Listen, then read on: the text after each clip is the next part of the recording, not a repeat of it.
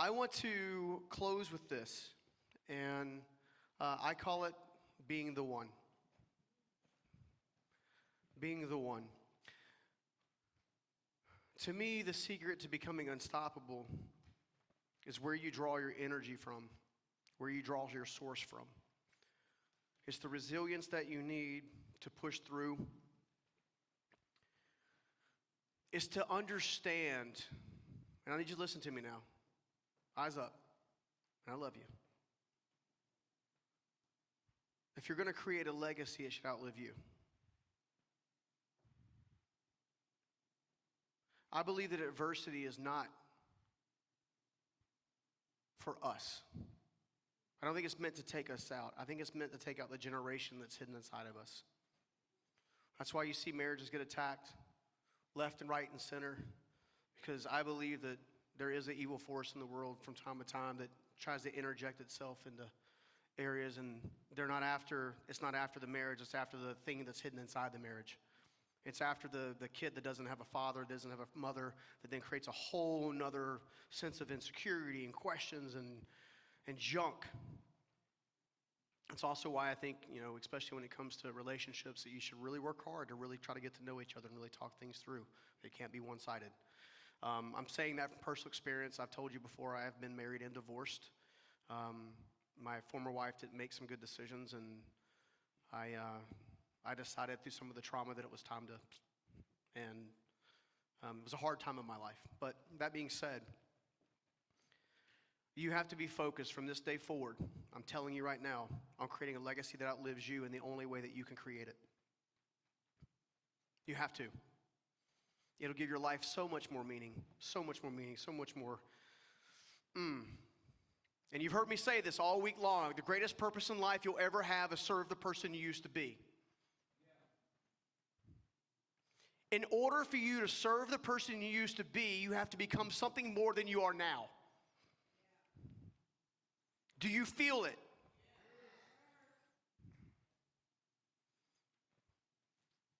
The secret to becoming unstoppable.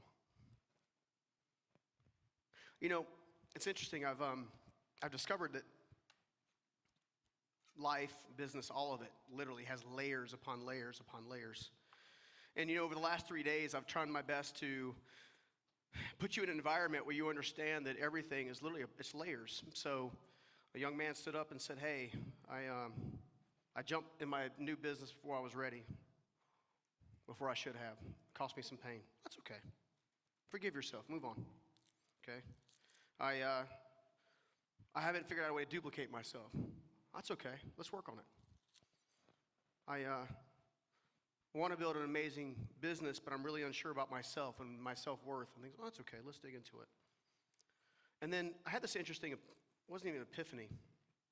I think I shared with you guys a number of years ago that part of my conversion, if you will, was due to my grandfather. My grandfather, Silver Fox, he's the reason I have this big lion on my shoulder. I'm not a Leo. His nickname was Silver Fox. And Silver Fox was unique. He wasn't the one that survived Pearl Harbor. He did fight in the Korean War. He was 82nd Airborne. He was a ladies' man, especially apparently before him and my grandmother hooked up. And he was interesting because when I was going through the homeless season, when I was going through the desperate season, when I was going through the difficult season, for some reason I always felt drawn to him. I always felt like I needed to get around him and somehow be near him. But here's the thing, is I was a dedicated, angry little man. Dedicated atheist. I researched the Big Bang Theory and dinosaurs and carbon dating and UFOs. And then I realized one afternoon after I'd been through, it's funny, I had to go through this amazing crushing to get there. One of the reasons that I get asked all the time is how'd you become homeless? It's a simple solution, simple word. Pride. Pride. And I call it pride's prison. Because pride will hold you back from everything that you want in your life. Not being able to admit when you're wrong, not being able to admit when you need help, not being able to take yourself to a different place because, again, you already know it all. If you already know it all, why aren't you where you want to be? And it used to fire me up because from the time that my grandfather held me in his arms, I was the first grandson on my mom's side, first grandchild. From the time that I entered this world, he would introduce me, even as an infant, as his little soul winner. And I was like, for a while, I was like, oh, what does that mean, Granddad? What does that mean? And it's cool. And then he would be nurturing and loving. And then by the time I hit the teenagers, dropping out of high school, Dad couldn't keep the lights on.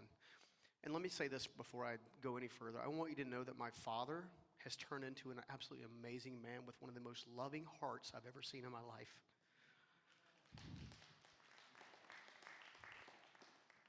He made a lot of mistakes along the way because he didn't know any better.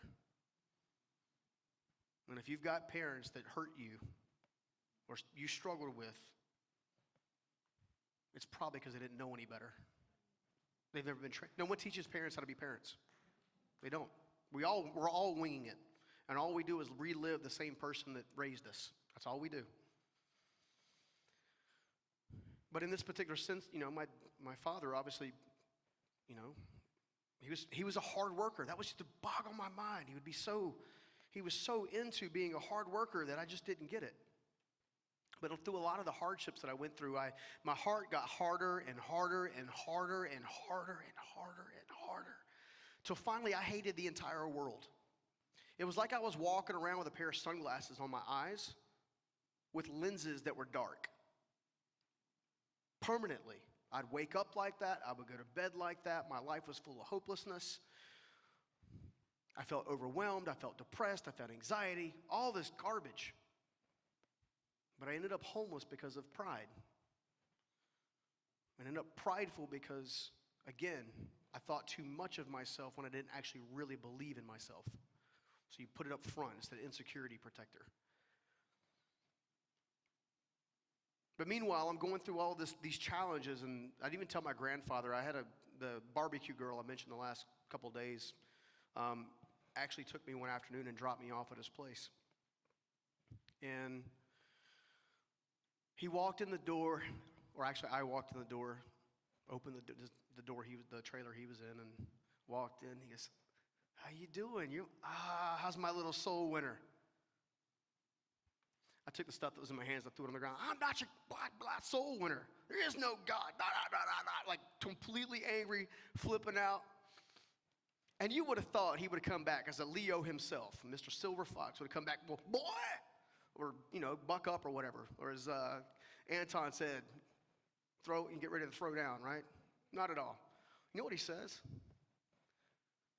He says, "Boy, I love you. But you got to search past the answers that you want."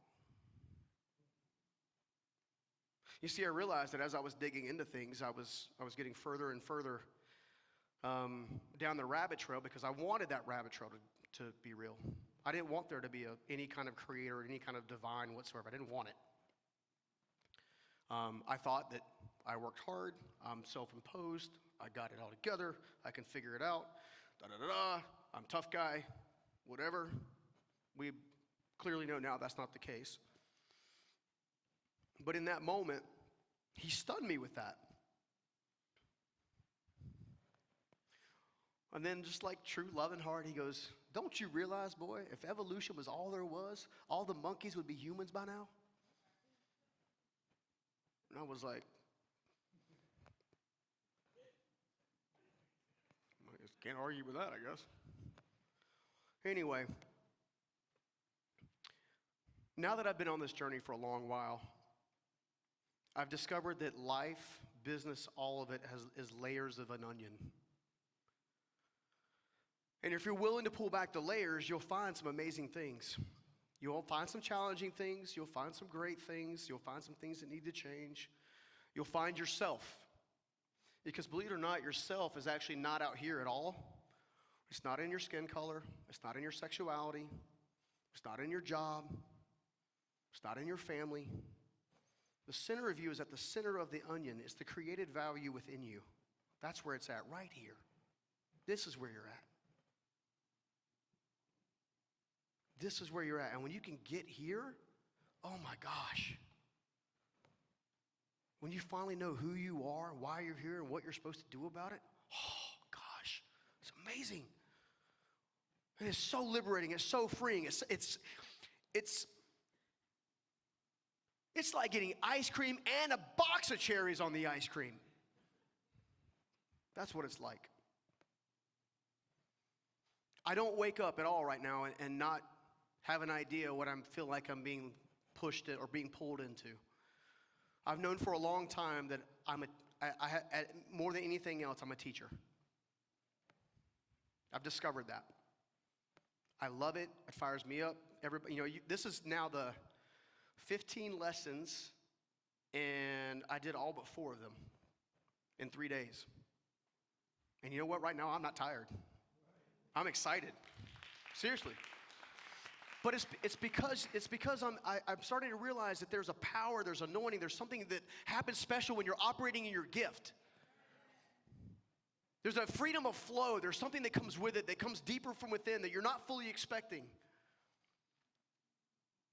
It's the essence of becoming unstoppable.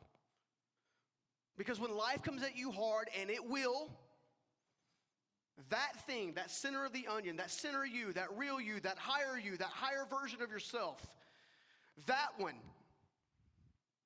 is what calls your current self out of the way and pulls you forward.